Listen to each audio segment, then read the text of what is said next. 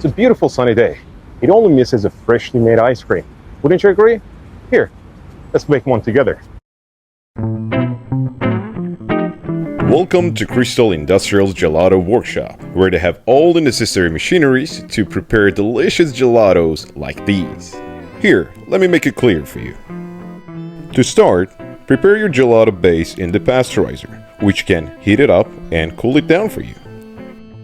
When the gelato base is ready, just simply blend it with your favorite fruits or flavor.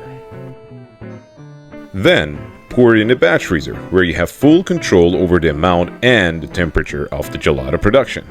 When the gelato is ready, discard it from the machine, shape it, and keep it in a minus 40 degrees blast freezer for a while. Then you can decorate your gelato, keep it in the storage cabinet for later use, or you can put it straight into your showcase. I believe everything is clear now. Crystal clear.